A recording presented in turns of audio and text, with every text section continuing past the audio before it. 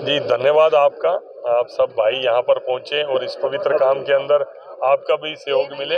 ये चुरकाना धाम में हमारा 20 मार्च को एक बहुत जन्म उत्सव के अवसर पर बड़ा मेला लगता है। 11 के अवसर पर, 11 और 12 के अवसर पर इस बार जो श्याम बाबा प्रेमी हैं, पूरे करनाल, कुरुक्षेत्र, सोनीपत, पानीपत के सब संस्थाओं से हम आग्रह करेंगे कि सबको निमंत्रण देकर अपने आसपास के सब क्षेत्रों को, जो एक चुरकाना धाम है, वो एक जहाँ पर राजा बबरीक ने, महात्मा बबरीक ने अपने शीश का दान दिया था, वहाँ पर लाखों की संख्या में लोग, तीर्थ यात्री वहाँ पर आते हैं।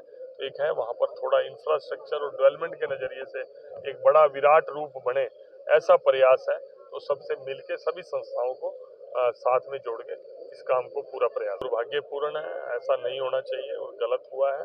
और आज मैं विधानसभा का भी देख रहा था, वहाँ पर हमारे गृह मंत्री और मुख्यमंत्री जी का भी मैंने सोशल मीडिया के माध्यम से पढ़ा है कि दुखद घटना और पूरा न्याय मिलेगा, जो दोषी है बचेंगे नहीं। अभय चौटाला ने कहा कि सरकार से बार बार सिक्योरिटी मांगी गई, सरकार ने सिक्योरिटी नहीं दी, जिसकी वजह से नहीं, मैं समझता हूँ कि इस तरह की घटना हुई क्यों, ये बड़ा दुर्भाग्यपूर्ण है।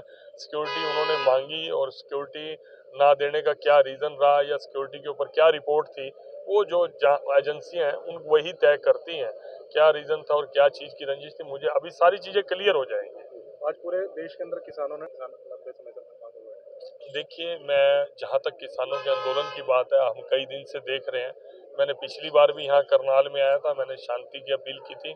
मैं सभी अपने किसान भाइयों से रिक्वेस्ट करता हूँ कि कई बार अफवाहें ज़्यादा होती हैं, कई बार मुद्दा भी नहीं होता। इस बार मुझे नहीं समझ आया कि मुद्दा क्या है किसानों का, अभी तक वो खुद भी क्लियर नहीं कर पाए। जो पंजाब के मुख्यमंत्री हैं, कई बार भगवंत मान, मैं उनकी भी स्टेटमेंट पढ़ता हूँ कि किसानों की सुनो। मैं कहता हूँ केंद्र में तो क्या निर्णय होगा या क्या नहीं होगा, वो तो सरकार और उनकी बातचीत चल रही है, तय हो रहा है। हरियाणा ने तो, हमारे हरियाणा के मुख्यमंत्री ने तो इतनी फसलों पे एमएसपी दे दिया, कम से कम पंजाब सरकार तो उतना तो दे दे। वो तो इतना भी नहीं कर पा रहे, सिर्फ भड़काने के अलावा मुझे नहीं लगता कांग्रेस के लीडर और आपके लीडर कुछ वो कर रहे हैं।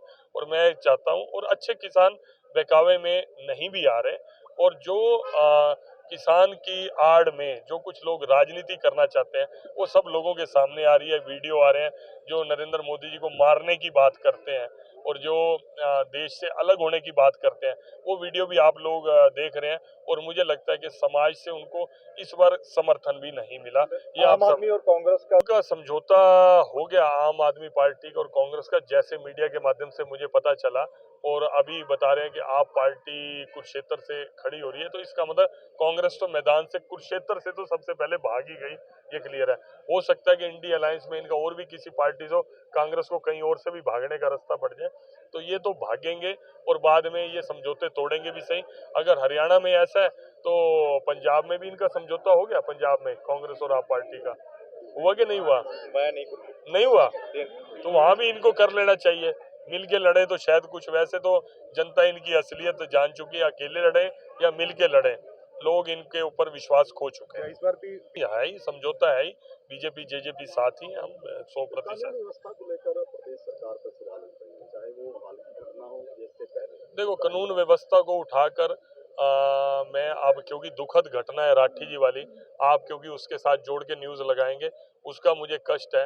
लेकिन कानून व्यवस्था के मामले में कम से कम अबे चौटाला जी तो बोले ही ना। उनके टाइम में वो कैसे जेल के अंदर बंद जो क्रिमिनल लोग थे उनके साथ मिलते थे, अंदर से लोग किस तरह से करते थे, उनके टाइम में बदमाश की तरह खुले घूमते थे, कुछ नहीं था। वो कम से कम अबे चौटाला जी तो बात ना करें, बाकी कोई और बात करता है। बाकी मैं ईमानदारी से कह रहा हूँ, मैं अच्छे इंसान थे राठी जी, दुख है उनका, उनका जाने का दुख है। उनके साथ ये घटना घटी है, किसी के साथ भी नहीं घटनी चाहिए। एमएसपी को लेकर गतिरोध है, क्या एमएसपी दिया जा सकता है किसानों को? नहीं, एमएसपी जिन फसलों पे दिया जा रहा है, मैं आपको एक, वो कह रहे हैं कानून बना दो, और प्रधानमंत्री जी ने देखिए, वो उसके लिए भी समय चाहिए, बातचीत चाहिए।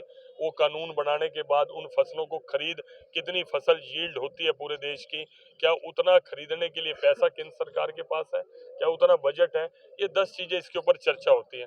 और एमएसपी का कानून, जो फसलों की खरीद नहीं होती, जिनकी ओपन मार्केट में खरीद है, मैं कर्नाटक के चुनाव में मेरी ड्यूटी लगी, मैं वहां गया, वहाँ का किसान सुपारी उगाकर 4.5 लाख रुपए प्रति एकड़ कमाता है और उसी सुपारी के खेत में थोड़े टाइम के वो नारियल के पेड़ भी लगाकर 1.5 लाख रुपए के नारियल भी बेच देता है।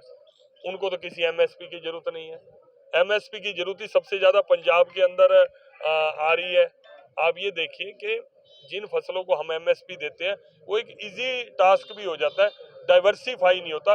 खेती को डाइवर्सिफाई करोगे, मैं किसान का बेटा भी हूँ और मेरे फादर आज भी 90 साल की आयु में खेती करते हैं। सब एमएसपी की हालांकि भावांतर भरपाई सब्जी के अंदर भी दे दी हरियाणा के मुख्यमंत्री जी ने, लेकिन जो सब्जी का करते हैं उनको एमएसपी की जरूरत भी नहीं रहती। आप केवल गेहूं और धान के ऊपर ही इतने वर्षों से चलते आ रहे हैं।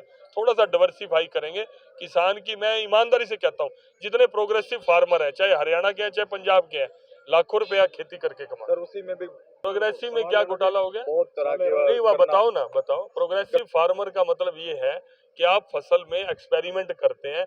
आप जो ट्रेडिशनल खेती कर रहे हैं उसके ऊपर क्या, मेरा बीज, मेरी खेती, मेरी फसल, मेरा में कौन घोटाला कर लेगा?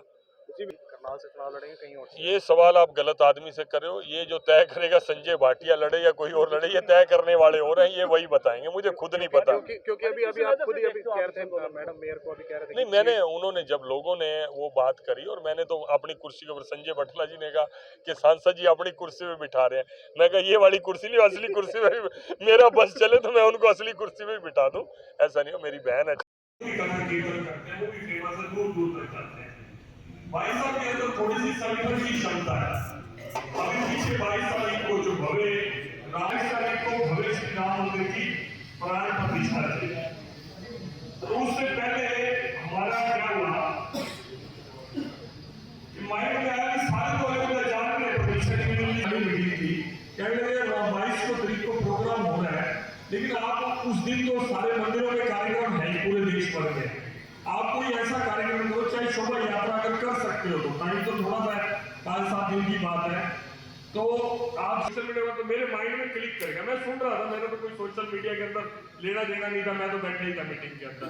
तो मेरे माइंड में आया, मैं यार 21 तारीख को पूर्व संध्या पे शोभा यात्रा करते हैं। तो मैंने पहला फोन रमेश माटा जी बैठे, ये मेरे दोस्त हैं, ये पानीपत जितना दिशा स्वामी ज्ञानानंद जी के साथ ये जुड़े हुए हैं। अभी मेरे को जा भी रहे श्रीलंका, आप भी जा रहे हो, बस ठीक है। आप